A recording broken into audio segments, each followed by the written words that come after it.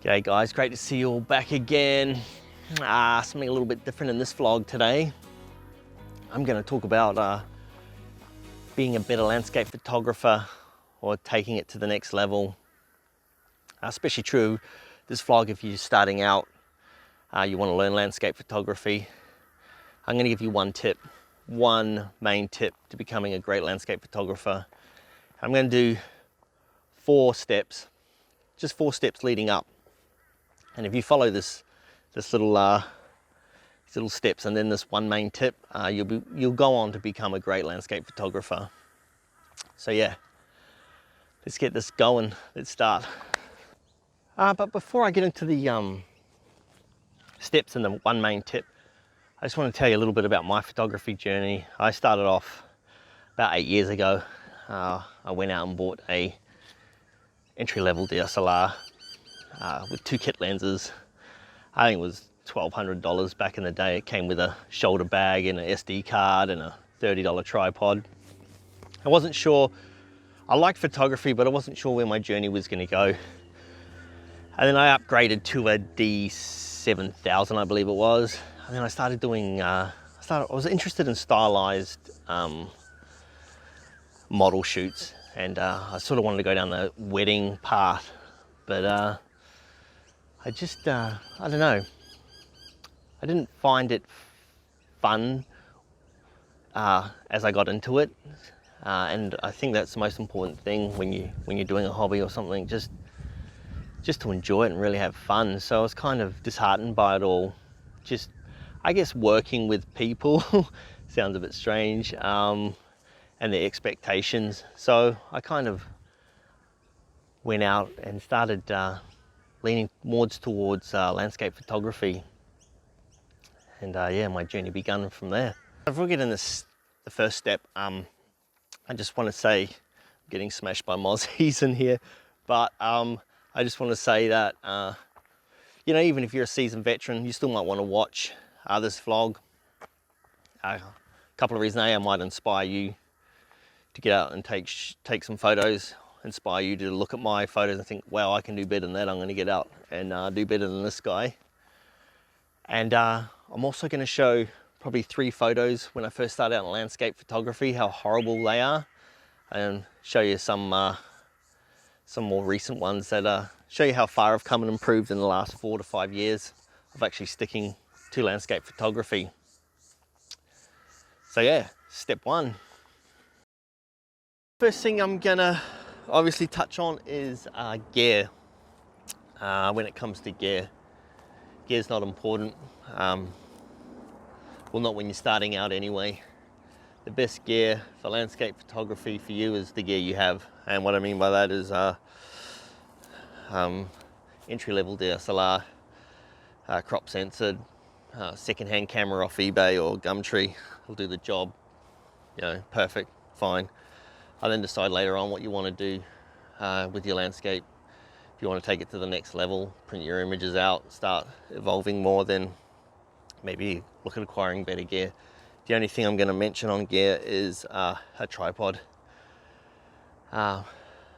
Splash out a bit more on a decent tripod. You know, 98% of your images are going to be shot from a tripod, and you need a good sturdy tripod to take your images. I'd probably say that's, when you're starting out, probably your most important bit of gear. I don't understand if you're going to splash out $1,000 on an entry-level DSLR and put on a $30 plastic crappy tripod. You need a good sturdy tripod. So yeah, that's all I can say on gear, your first step. Step 2, to becoming a great landscape photographer.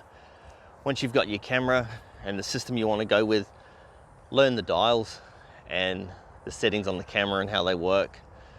It's quite important.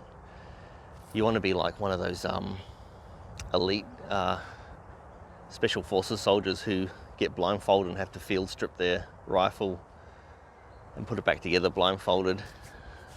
Knowing where your dials are, ISO button is, and how to bring up your histogram, and you know, bracketing buttons and all that. You don't want to be farting around 4:30 a.m. in the morning, bleary-eyed, tired, dark, fighting the camera, you know, and your tripod. Know your gear. Step 2, know your gear. And that brings me to step 3. Get out of shooting in auto. Shoot in manual, or maybe aperture priority, your 2 main modes, mostly manual, but you will, you know, aperture priority is a good mode to have or know. It's a fairly simple one. Have so much more range over your photography and what you can do. Again, YouTube, great place to learn your system on how to shoot in manual. So step 3, shoot a manual, learn manual, you're on your way. All right, step 4, we're almost there. Step 4 is 2 parts, and they go together. First is shoot them RAW, don't shoot in JPEG. RAW is a digital negative of your image, and you don't lose anything, whereas JPEG, the camera takes the image and then decides your dynamic range and your color and all that, and then all the other information it throws away forever. You can't bring all that back. So all your details and your shadow, if you blow out the highlights a little bit, you can't do that. If you shoot in JPEG, you can't bring all those back, and your dynamic range is lost as well. So learn to shoot in RAW, which brings me to the second part of 4, is learn to post-process. Even if it's basic, when you import your photos from your camera to your computer, learn basic Lightroom skills. Just a couple of sliders even, dropping your highlights, bring your shadows up, warm the image up. You know, it'll improve your photography, landscape photography, 100% just by doing that. And then as you go on, learn a bit more with Lightroom. Again, everything is free to learn on the internet, YouTube, how to use Lightroom, how to use your particular camera. So yeah, get out there, shoot them RAW, post-process. Final tip, big tip. Right, so here it is, the final tip, the only tip you need to becoming a great, amazing, and maybe the best landscape photographer ever. And it's a fairly obvious and simple tip, is when you've learned all those other little steps, is get out there and just shoot. That's it. Get your camera, any opportunity you can on the weekend, before work, after work, get out and just shoot. That's all I can say. Make mistakes, learn from your mistakes. When you take images, go home, analyze them on your computer, think what went wrong, how can I improve? The location you went to, you might have gone middle of the day. Maybe try going back in the morning when the light's different on in that particular subject or composition. Go back in the evening. You don't have to travel 3 hours to a beautiful location. Go down to your local park, find a tree, come in the morning, see how the light is on it, come back at lunchtime, come back at night. Just keep doing that. Just repeat, repeat. Be like Daniel-san on Karate Kid, wax on, wax off. That's all you. That's the process you got to do to becoming a master in landscape photography. Is get out every opportunity you can with your camera, and fail, learn, and then just improve. And things like composition and light, you can learn along the way as well. I mean, sure, watch some YouTube videos on those about leading lines and 4/3 and, you know, what makes a great picture itself. But the only way you're going to learn that is to actually get out at every opportunity you can. And most importantly, when you're out, have fun. I mean, sure, there'll be times you'll be up at 4:30 a.m. and you'll be like, what the hell am I doing here? The light's crap. But you'll evolve from that. You'll learn weather. So you'll know not to go out when there's no clouds. We all do it. We've all been there. But when you get that perfect conditions or the perfect composition and light, you'll be smiling from ear to ear, and it's like a drug. You'll be like, this is the best thing ever. And to follow up on that, I'll show you 3 images I took. I actually got these off a hard drive, dug an old hard drive out, and these images I took, I don't know, probably about 4 years ago, maybe 5. 3 of them really horrible, just to show you where I've come, you know. And I didn't have I wasn't 5, 6 years ago, there wasn't YouTube, or I don't know of YouTube landscape photographers doing tutorials and that.